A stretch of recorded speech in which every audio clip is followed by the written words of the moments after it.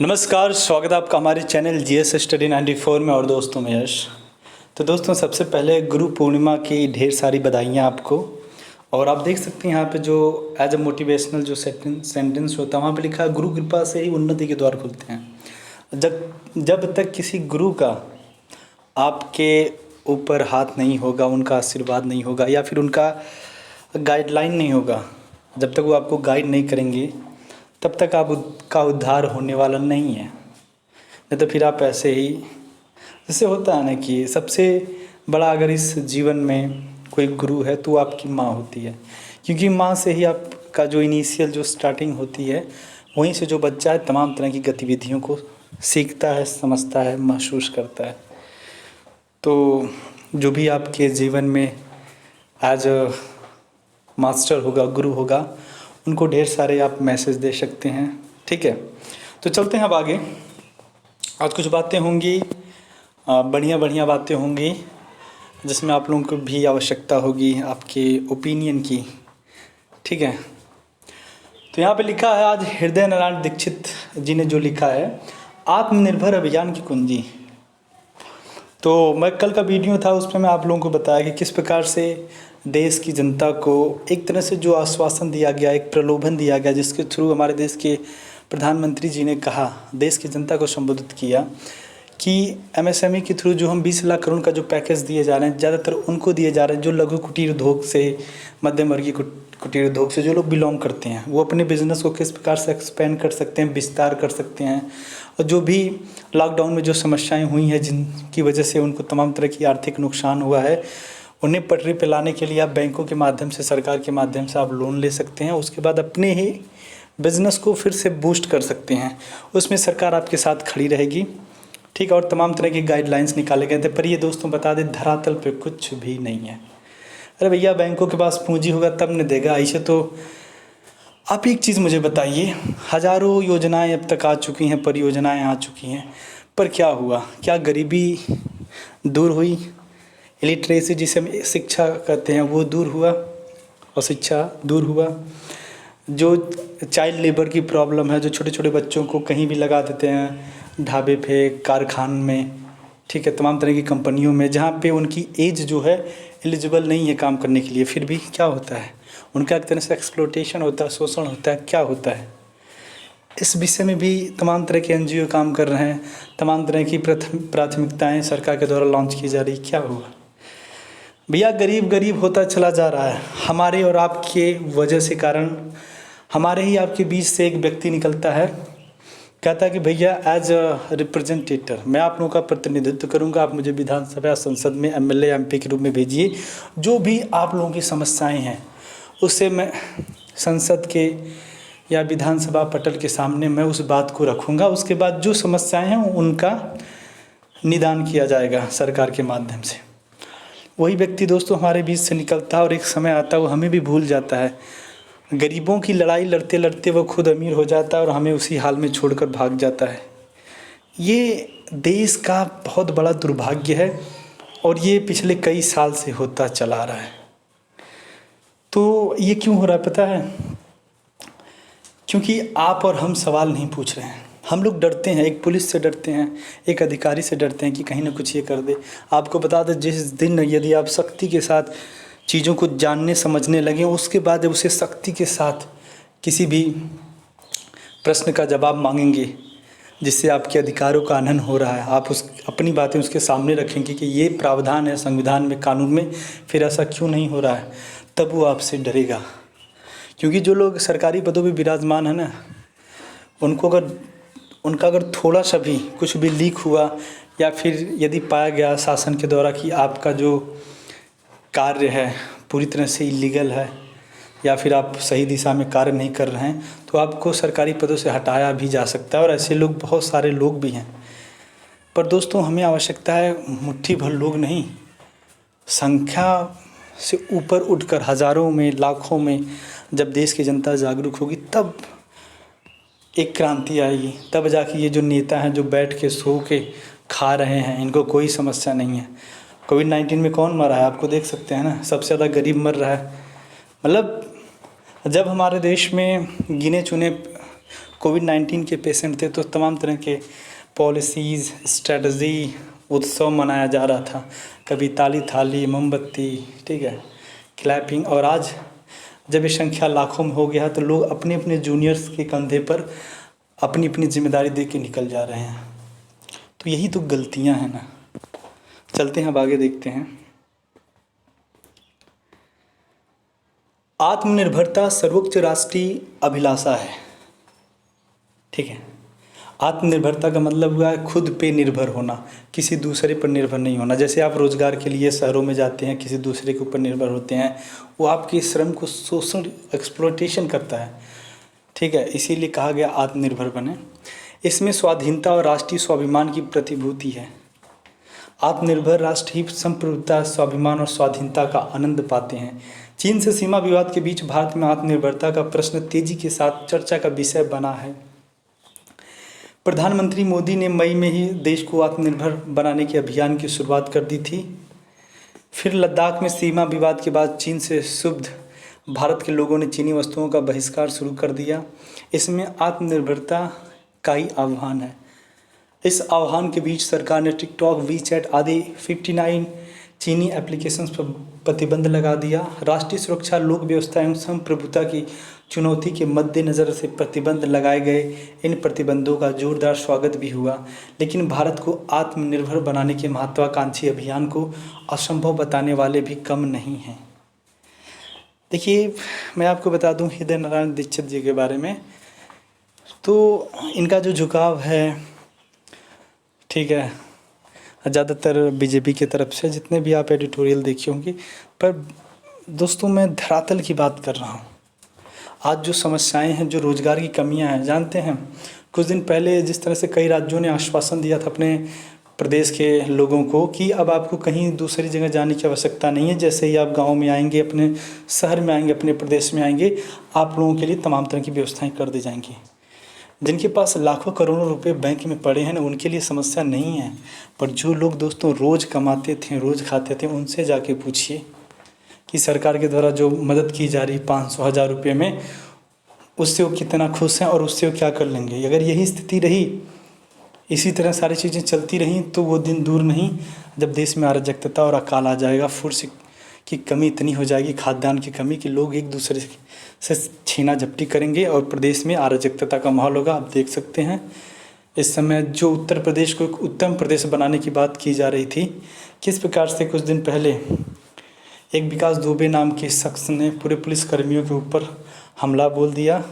और इतना, मतलब क्या कहा जाए, मतलब इतना दुर्दांत तरीके से उसने अटैक किया कि तकरीबन 10 से 8 लोग, कल बताया जा रहा था कि 2 लोग जो हॉस्पिटल में एडमिट थे, वो लोग भी दम तोड़ दिए। तो ये संख्या 10 तक पहुंच गई है। तो सोचिए, ये चीज़ें आखिर क्या है इसमें, इस पर तो ज़्यादा मैं टिप्पणी नहीं कर सकता। पर अब अराजकता को समझिए। देश में कई तरह की चीज़ों की कमी होने के बाद लोग इन्हीं सब चीज़ों की तरफ अग्रसर होंगे। जब रोज़गार नहीं होगा तो देश में यही सारी चीज़ें होंगी।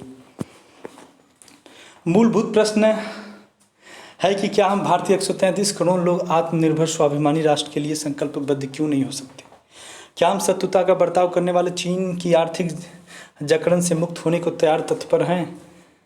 तो दोस्तों, आप ये बताइए, आत्मनिर्भर बनने के लिए सब लोग एक्साइटेड हैं, उत्साहित हैं, ललायित हैं, पर उसके लिए तो राशि चाहिए। कोविड-19 की वजह से जिस तरह से 3-4 महीने से लोग घर पे, 5 महीने से घर पे बैठ के खा रहे हैं, तो जो पैसा उनका रिजर्व था किसान, मध्यम वर्ग के परिवार को, वो भी अब ख़त्म होने वाला है। बहुत सारे ऐसे बंदे हैं जो काफ़ी अच्छी नौकरी कर रहे थे शहरों में, आज वो जाके ईंट, जो बिल्डिंग निर्माण होता, उस कार्य में लगे हुए हैं। तो कहीं ना कहीं जो उनके अंदर जो कला था, जो उनका गुण था, उससे वो हट के आज पेट पालने के लिए काम कर रहे हैं। तो देश विकास नहीं करेगा, देश तो विनाश की तरफ होगा, क्योंकि हम उनके गुण को यूटिलाइज नहीं कर पाए। जो व्यक्ति जिस कला में निपुण है, यदि उस कार्य में हम उसे लगा दें, तो देश में किसी चीज़ की कमी नहीं होगी। वही है ना, एक IT वाले व्यक्ति से आप कहें कि ऐसा कि भैया अब तुम चलो हमारे यहाँ फार्म पे मुर्गा उर्गा जिलाते हैं, वहाँ पे आप एज ए वर्कर काम करना। तो ये हो रहा है, ये कई जगहों पे हो रहा है। चीन की आर्थिक जकड़न बेशक गंभीर है। भारतीय आयात का 14% चीन का है। इनमें इलेक्ट्रॉनिक उपकरण, मोबाइल फ़ोन, दवाओं के रसायन आदि प्रमुख हैं। वे सस्ते हैं इसलिए लोकप्रिय हैं। भारत और चीन का द्विपक्षीय व्यापार करीब 100 अरब डॉलर का है, पर इसमें 75 अरब डॉलर का माल खरीदता है भारत। कहा जा रहा है कि ऐसे व्यापार में भारत के हज़ारों व्यापारियों, श्रमिकों, लाखों उपभोक्ताओं के हित जुड़े हैं। ऐसी बातें आत्मनिर्भरता को राष्ट्रीय आकांक्षा के विरुद्ध हैं। मैं मानता हूँ दोस्तों, जब सस्ता के चक्कर में आप चाइना जैसे देश के साथ व्यापार संबंधी जो चीज़ें संचालित रखेंगे, तो कहीं न कहीं आप चाइना जैसे देश को इस युद्ध जैसी स्थिति में आप एक तरह से उसे बड़ा फंड मुहैया कर रहे हैं। उसी माध्यम से वो फिर अपने यहाँ साजो सामान खरीदेगा और एक तरह से आप, मैं नहीं कह सकता देश विरोधी कार्य कर रहे हैं, पर कहीं ना कहीं आप देश की भावनाओं के साथ खिलवाड़ कर रहे हैं। ये मैं नहीं कहता हूँ कि जो चीज़ें आप पहले से यूटिलाइज उपयोग में ला रहे हैं, जो चीज़ें आप प्रयोग में कर रहे हैं, मोबाइल टीवी जो भी है, उसका मैं नहीं कह रहा हूँ कि आप जो है कि बहिष्कार कर दीजिए, उसको तोड़ फोड़ कर दीजिए, पर आगे से पूरी कोशिश करिए कि ज़्यादातर या तो खुद जो देश से निर्मित चीज़ें बनी हों, या फिर प्रेफर करिए अमेरिका, जापान जैसे देशों को, अगर बहुत ज़्यादा आवश्यकता है। जब आपके भारत में यदि वो चीज़ नहीं है, तब भारत निर्मित वो चीज़ नहीं है, पर चाइना जैसे देश के साथ न करें। यह मान लिया गया कि भारत की दक्षता और प्रतिभा कमज़ोर है, लेकिन कोविड-19 के खिलाफ संघर्ष में पर्सनल प्रोटेक्टिव इक्विपमेंट यानी पीपीई की बड़ी संख्या में निर्माण उत्साह पैदा करने वाला है। कुछ दिन पहले देख सकते हैं कि चाइना जैसे देश से भारत जैसा देश मदद मांग रहा था, पीपीई जिसे पर्सनल प्रोटेक्टिव इक्विपमेंट कहते हैं। तो उस समय 3rd क्वालिटी का जब उसका स्टैंडर्ड मानक पे चेक किया गया, तो उसमें निकला कि 3rd क्वालिटी का इनका मानक है, इनका किट है। उसके बाद भारत जैसे देश ने अपने आप को प्रतिबद्ध किया, अपने को उस लायक बनाया और योजनाबद्ध तरीके से किस प्रकार से लाखों की संख्या में पीपीई किट का निर्माण किया, और उससे उम्दा, उससे बढ़िया आज ये स्थिति हमारे देश में कि हम अपने पड़ोसी मुल्कों को दवाओं से लेके, किट से लेके तमाम ज़रूरत की चीज़ों को सप्लाई कर रहे हैं। महामारी के पहले देश में पीपीई का निर्माण न के बराबर था, अभी लगभग 5 लाख प्रतिदिन बनाए जा रहे हैं। पीपीई को तकनीकी टेक्सटाइल कहा जाता है। भारत करीब 16 अरब डॉलर के तकनीकी टेक्सटाइल का आयात करता रहा है। ऐसे उत्पाद बनाकर आत्मनिर्भरता की दिशा में बढ़ा जा सकता है। भारत ने दुनिया को हाइड्रोक्सीक्लोरोक्विन उपलब्ध कराई। हमारी आयुर्वेदिक दवाएं भी विश्व का आकर्षण बन सकती हैं। ऐसे भारतीय उत्पादों के लिए ही प्रधानमंत्री ने वोकल फॉर लोकल का नारा दिया है। चीन की कूटनीति और अंतर्राष्ट्रीय राजनीति का संचालन कॉरपोरेट करते हैं। बीते साल चीन की कम्युनिस्ट पार्टी ने अपना नीति पत्र जारी किया था। इसमें कहा गया था कि चीन की कंपनियां चीनी कम्युनिस्ट पार्टी और शी जिनपिंग के विचार को प्रोत्साहित करने का काम करेंगी। भारत के औद्योगिक घरानों को किसी भी दल ने पार्टी विचारधारा के प्रसार का काम नहीं सौंपा। चीनी कंपनियां अपने आर्थिक कारोबार के साथ कम्युनिस्ट राजनयन का काम भी करती हैं। यह मार्क्सवाद का पूंजीवाद संस्करण है। पहले कम्युनिस्टों का जो ध्येय था, ध्येय का मतलब जो होता है उद्देश्य, पूंजीवाद का खात्मा था। पहले जो कम्युनिस्टों का जो था ना, वो पूंजीवाद के विरोध थी। देखिए, अब मैं एक चीज़ आपको बताऊं, जो जब हम कम्युनिस्ट की बात करते हैं, बहुत सारे ऐसे लोग हैं जो कम्युनिस्टों को गाली देते हैं, पर आप गाली न दें। कम्युनिस्ट एक विचारधारा, जब ये शुरुआत में जब ये स्टार्ट हुई थी ना, तो कम्युनिस्ट का मतलब ये होता है कि पूंजीवाद के विरोध में, मतलब कम्युनिस्ट से ज़्यादातर वो लोग जुड़े थे जो गरीब थे, जो जंगलों में थे, जो मध्यम वर्गीय परिवार था, जो कहीं न कहीं जो पूंजीवाद था, जो अमीर से जो शोषित था, उत्पीड़ित था, ठीक है, उनके खिलाफ ये था कि किस प्रकार से हम किसानों से हमारा ही अनाज खरीद कर बाहर एक्सपोर्ट कर रहे हैं, ठीक, उसके बाद विदेशी गाड़ियों को भारत में लाकर, मतलब एक तरह से यही सब चीज़ों का बहिष्कार था, विदेशी उत्पादों का। पर धीरे धीरे इसके रूप को कितना बिगाड़ दिया गया। जैसे क्या होता है कि कोई भी धर्म हो, मैं स्पेशली बात करूँगा इस्लाम जैसे धर्मों का, जो बहुत ही पवित्र धर्म है, पर कुछ लोग जो इसी धर्म को मानने वाले थे, और जब किसी का गला काटते हैं, कई बार कई वीडियोज़ लाइव आए हैं तो जिसमें अल्लाह अकबर कह के किसी का गला काट रहे हैं, किसी को बहुत बुरी तरह से हानि पहुंचा रहे हैं, तो इसका मतलब नहीं इस्लाम गलत है। न भैया, इस्लाम को मानने वाले गलत हैं। हिंदुओं में भी ऐसे मिलेंगे, सिख में जानते हैं क्या, एक खालिस्तानी आतंकवादी के नाम से जाना जाता है कुछ लोगों को, तो उनका भी यही उद्देश्य है। पर आपको भी पता है कि जो सिख धर्म है बहुत शांतिमय प्रिय धर्म है, पर खालिस्तानियों की वजह से एक तरह से वो बदनाम हो चुका है। तो दोस्तों, विचारधारा तो एक बार गलत हो सकती है, पर जो कम्युनिस्ट का जो शुरुआती जो उद्देश्य था वो गलत नहीं था। हम उसे उसी की रस्सी पर लटका कर फांसी देंगे। चीनी पूंजीपति फांसी का अर्थ जानते हैं। सो कम्युनिस्ट पार्टी के कार्यकर्ता बन गए। भारत में चीनी माल के सहारे कम्युनिस्ट नीति भी आती है। सस्ता लेकिन चालू माल खरीदने की लत भी आती है। आश्चर्य कि चीनी माल छोड़कर स्वदेशी अपनाने के आत्मनिर्भर अभियान पर कुछ लोग सवाल उठा रहे हैं। आत्मनिर्भरता ही एकमेव मार्ग है, इसका विकल्प नहीं है। स्वाभिमान इसकी आधार भूमि है। शत्रु के देश पर किसी भी तरह की निर्भरता कमज़ोर होती है। भारत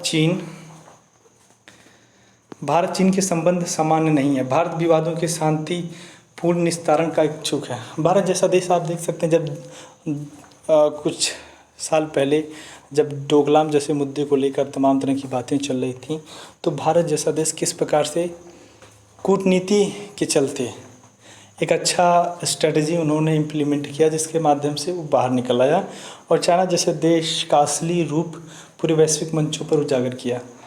तो भारत हमेशा जो है कि शांति में प्रयास करता है, पर इसका मतलब ये नहीं चाइना जैसा देश बार बार हमारे भारत जैसे देश को, हमारे लोकतंत्र जैसे देश को बार बार गलत बनाए और लड़ाई के लिए तैयार रहे। तो उसका भी जवाब दिया जाएगा, आवश्यकता जब आएगी। भारत की अंतर्राष्ट्रीय हैसियत बड़ी है, चीन की हैसियत विवादों में है।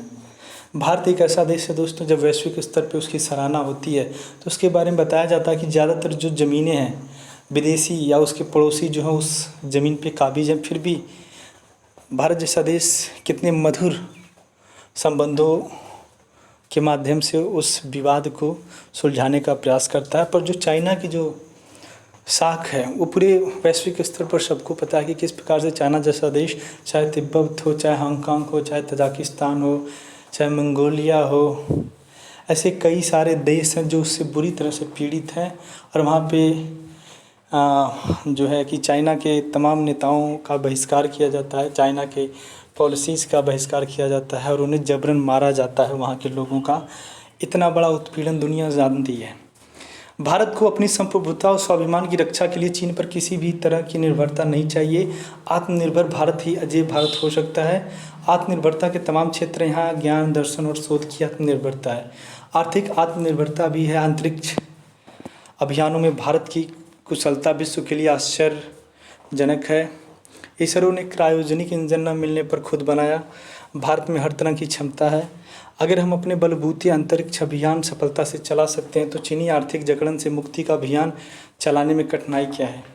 स्वाधीनता आंदोलन में स्वदेशी की गूंज भी थी, तब मेड इन इंग्लैंड वस्तुओं का जोर भी था, फिर भी विदेशी माल का बहिष्कार प्रतिष्ठा का प्रतीक बना। कठिनाइयाँ तब भी थीं, विदेशी वस्त्र लुभावन थे, भारतीय उत्पाद उनकी तुलना में कमतर थे। लेकिन ब्रिटिश सत्ता को चुनौती देने के लिए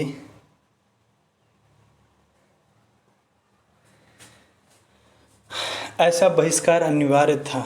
चीनी माल का त्याग चीनी आर्थिक जकड़न से मुक्ति का अभियान है। भारत पाक युद्ध के दौरान तत्कालीन प्रधानमंत्री लाल बहादुर शास्त्री ने खाद्यान्न की कमी अनुभव की। उन्होंने सप्ताह में एक दिन उपवास की अपील की। देश ने संयम किया। भारत के लोग राष्ट्रहित में सभी प्रकार के त्याग और संयम में सिद्ध हैं। 1967 में भारत ने खाद्यान्न आत्मनिर्भरता का लक्ष्य तय किया, कृषि को समृद्ध करने का निर्णय लिया। हरित क्रांति हुई। भारत में अब खाद्यान्न आत्मनिर्भरता है। राष्ट्र का संकल्प अनूठा है। चीन को आर्थिक शिकस्त देना बड़ा काम नहीं है। भारत के लोग हर तरह से सक्षम हैं। चीनी माल का बहिष्कार आमजनों के गुस्से की अभिव्यक्ति है। कुछ लोग कहते हैं कि सरकार स्वयं ही चीन से माल आना क्यों नहीं बंद करती, लेकिन भारत ने विश्व व्यापार के तहत अपनी अर्थव्यवस्था खोले रखने का आश्वासन दे रखा है।